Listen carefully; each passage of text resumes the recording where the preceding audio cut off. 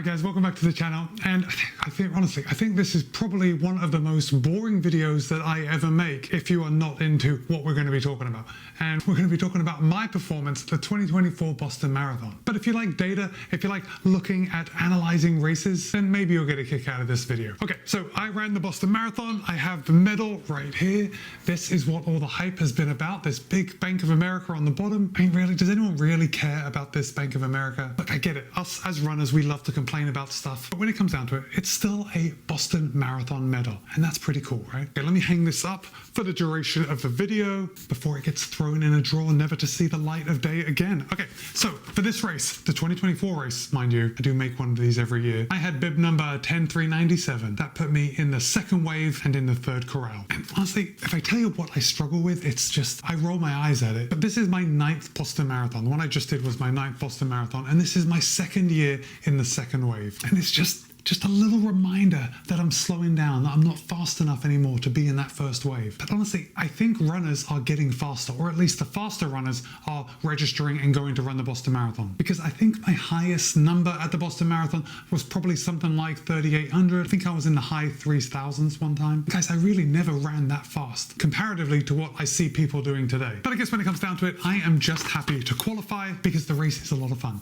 And I think I plan to keep going back as long as I can, because the whole weekend surrounding the race is just a one epic kind of like 3 or 4 day celebration of running. Okay, so let's get into my performance, and I'm going to break down the whole thing. So as of the making of this video, my official time is 3 hours and 20 minutes and 0 seconds. It's a beautiful thing. Okay, and get this, my qualifying time, my BQ qualifying time is 3 hours and 20 minutes. So technically, I did run a Boston qualifying race at Boston. I mean, I scraped in by the skin of my teeth, but I'll take it. But I gotta tell you, before we start going into my run and how I performed, I think the thing that I am most proud about of my race, if it's not too egocentric to say that I'm proud of myself or something, but my bib was 10,397. And you know, the BAA assigns these numbers based on your qualifying time. So the fastest runners have the lowest bib number. And I finished the Boston Marathon overall in 6,905th place. That's a bit clunky. But 69.05, that's where I finished, well ahead of my bib. So that means that I passed over 3,000 runners on the course, which,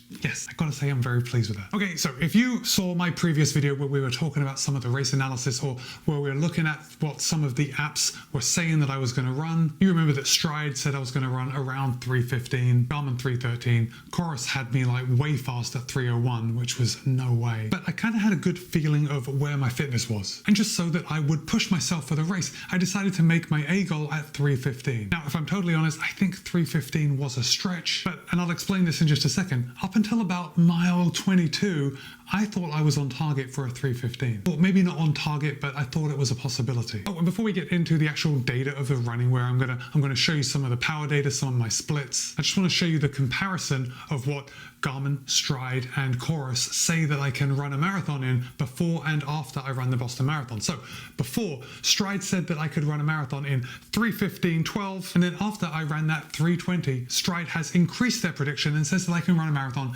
in 3 hours, 12 minutes, and 55 seconds. So Stride doesn't think that I met my potential at the Boston Marathon. Fair enough. I may or may not agree with that. Before the race, Garmin said that I could run a marathon in 3 hours, 13 minutes, and 20 seconds, but after the race, it kind of decided, Matt, you're not quite as fit as we thought you were. We now think that you can run a marathon in 3 hours, 15 minutes, and 19 seconds. And the same way with Chorus. Remember, before the race, it was 3:01:52. After I ran that 3:20 at Boston, Chorus decided, Matt, you're not quite as fast as we thought you were, but you're still way faster than you think you are. And Chorus now thinks that I can run a marathon in 3:03:05. So yeah, slightly more realistic, but still, I think pretty aggressive, right? Okay, so let's get right into the data now. I've been rambling long enough, and I want to show you my Strava page for the Boston Marathon. And right away, you will see that Strava shows my distance covered as 27.19 miles. That's almost exactly a mile longer than the race actually is. And when I said that I thought I was on target for around a 3:15, or I thought I had potential to run in the 3:15s up until mile 22, this is the reason for that. Because a couple of weeks prior to running the Boston Marathon, I noticed that Stride had my predicted time as something ridiculously fast, like a 2:52. And I thought to myself, that just isn't right. Why does Stride think I can run so fast? So what I did was I cleared out all the data and basically I started again. I made it so Stride had to learn me all over again. They had to find out what type of runner I was based on the runs that I did in the last couple of weeks before the Boston Marathon. And actually, I think it was a pretty good thing to do. Stride came up with a much more realistic prediction of that 3:15:12 before the race. And Stride actually reduced the power output, the average power output that I would have to maintain in order to cover that distance at the 3:15. I think we'll get into that a little more when I show you Stride. But I guess the whole point of me telling you this is that because I had to reset Stride, I actually removed it from my watch. So I sync Stride to my Garmin watch. This is the Forerunner 965. And then I re-added the foot pods onto the watch. Now, when I added the foot pods onto the watch, you have a couple different options. You sync the Stride foot pods to the watch and you can have Stride record power data, distance data when you're indoors or all the time. Prior to resetting my watch and then resyncing the Stride foot pods to my Garmin, I had it set to using the Stride for distance when I was indoors only. Now, when I reset my Strides and I reset all the data and then I reconnected to the watch, I inadvertently made it so that Stride would record the distance on every run that I did. And at the Boston Marathon, that's not necessary, right? The Boston Marathon isn't like covered in big buildings. You're not running through a downtown city. There's a good view of the sky so you can get good GPS satellite reception. And just before I sat down to make this video, I went in and looked at my settings and I saw that the calibration setting was set for 100.3. Now, I didn't set that. That was total auto calibration based on my training runs for the several weeks that I was kind of programming Stride to learn me before the Boston Marathon. So I know hindsight's 2020. I probably should have gone in and looked at the data that was recording on my watch. And it's only after the fact that I realized this, because my calibration factor was off, that is the reason that my Garmin recorded 27.19 miles. Now, also, if you did watch my video, the actual race video, you know that I actually forgot to start my chorus. So I wore the Garmin on my right wrist, I wore the chorus on my left wrist, and I forgot to start it early in the race. I think it was 0.5 or 0.6 miles into the race that I was like, I need to start my chorus. So because of that, my chorus actually recorded the Boston Marathon at 25.93 miles. And based on my previous Boston Marathons, I know that if I added 0.5 or 0.6, I would have come up with around 26.5 miles, which is actually what I've been recording for previous Boston Marathons. And I think that's just because it's very hard to take the tangents of every turn on the Boston Marathon simply because there's so many people on the course. But even so, when I look at this data, when I show you on Strava, I want to look at the data as an aggregate, as like the whole race rather than each individual mile splits, because the mile splits that recorded on my Garmin are going to be just slightly faster. In some cases, just a second or two off of what my chorus recorded is. So the data that was actually uploaded to Strava is reliable, it's just not valid. So let me put my Strava graph on the screen right now, and you can see, well, we can see a couple things right here. We can see my first 5K was 22 minutes and 45 seconds. The second 5K, I sped up just a little bit. It was 22:27. The third 5K, at this point, I am very happy that I am maintaining a pretty even pace. At third 5K, 22:30, then 22:38, still not bad. Here around the halfway point, 22:36. Look, I'm still really happy with how this pacing is going. And the funny thing is, because I went into this Boston Marathon not really confident in my fitness, I found I had no reason to kind of prove anything and go out too fast, which admittedly is what I have done many times in the past at the Boston Marathon. This year, I started very conservatively, and I have to say that at least for the first half of the Boston Marathon, I felt like I was running too slow. And guys, you know, I've run a lot of marathons, and this was the first marathon where I felt like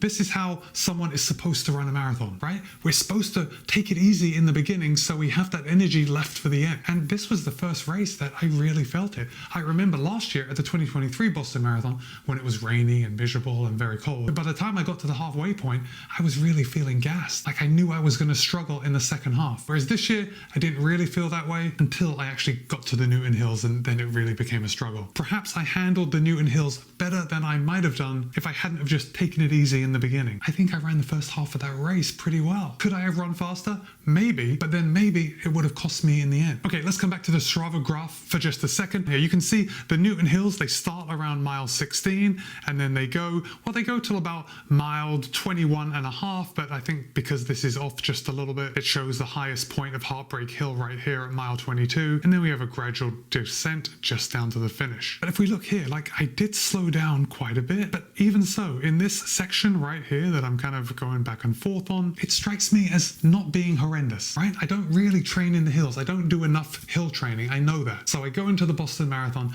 and I know I'm rolling the dice every time, but I'm pretty happy with how it went. And then if we just look at between the 30K and the 35K, right up here, we can see that I ran a 23:43, and then this 5K. This is one again that I'm pretty happy with because I was able to pick up the pace slightly. And I know that in past years, by the time I get to the end of the Boston Marathon, I am usually very tired. Like, I'm giving it everything I can. There is no way I can speed up. So it's very nice to see this 23:02 as my final 5K. And then if I go back and forth between mile 26 and mile 27, see that I ran a 7:23 average and a 7:25 average. Now look, that isn't correct. I wasn't running that fast, but when I was looking at my watch, that's why I was thinking, oh, am I going to get a 3:15? Am I going to run in the 3:15? So I was pretty excited, but I told you it was up until about mile 22, and that's because it was mile 22 when I noticed the mile marker was well beyond what my watch was telling me that I was running. So at that point, my watch had already ticked over mile 22, and by the time I got to the mile marker, it was something like 22.5 or 22.6. So I knew that something was off. Now I couldn't rely on my Chorus watch at that time because I had started it late. So between mile 22 and the finish, I didn't look at my watch to know what I was pacing. I just went by feel. I did look at power output when I was going up some of those hills, because even though that last 10K is a overall decline, there are still some little gains in there. You know, like when you go under the overpass, then you come up the other side out of the tunnel. That's actually a pretty steep hill, at least pretty steep hill for a flatlander like me. But now that we've talked about power, I want to just switch over to stride, and we're going to see this. And if we look at this graph right in front of you, we can see we've got two lines. The yellow is the power line, the power metric, and then the blue is the pace. And Stride had recommended that I run an average pace over the marathon of 315 watts. And if we see right here, my average power output was 314 watts. So that was very close to what Stride had predicted the power that was needed to cover this race. And guys, looking at this graph, I'm pretty pleased. I'm pretty pleased with this line. Now, obviously there is a lot of variation, but again, if we look in the aggregate, it is a very kind of straight line. It doesn't really go up and down. Now, where we do see things going up and down is with the pace.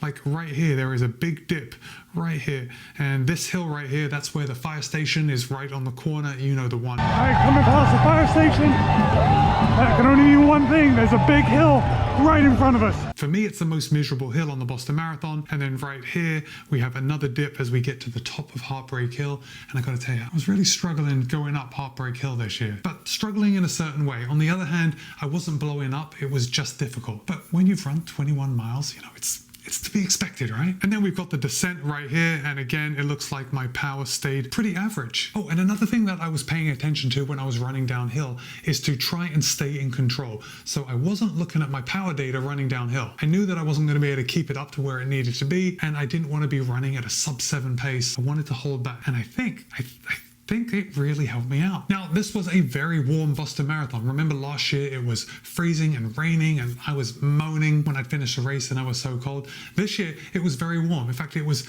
59 degrees Fahrenheit at the start, which is about 15 Celsius, which probably isn't too bad if it didn't get any warmer, but it was 70 degrees by the time I got to the end in Boston. And again, maybe 70 degrees isn't absolutely the worst thing in the world if there was cloud cover, but there wasn't a lot of cloud cover. It was full-on sun for most of the race. In fact, I do remember there was a little bit of cloud cover, and it struck me so nicely. Like, it cooled down so much when the clouds came over the sun that I actually talked about it on camera. Tell you what is feeling good, the clouds came over the sun, and it's just a little cooler. I'm definitely feeling a little better because of the temperature. Okay, and one last thing, I just want to switch over to Chorus, and I want to show you my last 2 miles, because I think this is a good example of the difference between what my Stride pod was saying that I was running based on what I was actually running. Because remember, the Stride isn't using GPS, it's only measuring the power that I'm putting down. So obviously at the end of the race, I'm probably putting in a lot more power, but because I'm fatigued, I'm not running at the same pace that the Stride thinks I am. Does that make sense? So while on Strava and using the Stride pod, it showed my last 2 miles at 7:23 and 7:25 per mile. If I come down here, it looks like mile 24. No, let's use these two because there's 0.93 on this mile 26, so that's almost a mile. That's good enough. But Chorus is showing 7:42 for mile 25 and 7:43 for mile 26. Now keep in mind the last 2 miles that were recorded on the Stride pod, 7:23 and 7:25. So the spread between what my Garmin was reporting connected to the Stride and my Chorus was 19 seconds slower on the Chorus for mile 25 and 18 seconds slower than the Garmin for mile 26. Now compare that with the miles at the beginning of the race, where Garmin and Stride recorded my first mile at 7:22, Chorus recorded my first mile at 7:26, which is only a 4-second difference. My second mile by Stride was 7:19, and by Chorus it was 7:24. That's a 5 seconds slower mile on the Chorus. And get this, for mile 3 of the Boston Marathon, my Stride reported that I ran a 7:16 minute mile, but my Chorus reported that I ran a 7:10 minute mile. So the Chorus was showing me 6 seconds faster than the Stride. So at this point, you're probably thinking the same thing I am, that it's all swings and roundabouts, and who really cares? Because when it comes down to it, my official time was 3:20, and I'm very happy with that. Now, as you've already heard and already seen, it was a very hot day in Boston for the 128th running of the Boston Marathon. In fact, when I finished the race, it was 70 degrees Fahrenheit. It was 45% humidity, and there was a 44-degree dew point. Of course, I thought to myself, Matt, how much was that temperature slowing you down at the end? So I put it into the Runners Connect heat calculator, and I added in all that data. You can see 44-degree dew point, 70-degree temperature. I've got my goal pace at 7:26, which is a 3 hour and 15-minute marathon, and the intensity at race pace. And it says that my adjusted pace is a 7:34-minute mile, which works out to about a 3:18 and some change marathon. So you know what? I want you to ignore everything about that weather-related adjusting of pace because that doesn't suit my agenda at all. I would actually like to think that I could run a lot faster if it was cooler, but according to this pace calculator, I only ran about 2 minutes slower because of that temperature. And if I'm really honest, it was only that temperature for like the last 20 minutes or so. I mean, it was lower than that leading up to that point. So anyway, forget it. I'm sure there's something wrong with their algorithm. I could definitely run faster in the cold. And with that, if you have made it to this point in the video, okay, here's the emoji I want you to find. I think there is an emoji where it's just an arm holding up a phone like this. And as I was doing a lot of that during the Boston Marathon, that's what I want you to put in the comments to show me that you've made it to this point in the video. I already know not a lot of you are going to make it to this point, but that's okay. This was very dry, I know. But my friends, it's Matt B. This has been my race recap of the 128th running of the Boston Marathon. Be kind, be happy, run well. I'll see you in a couple of days.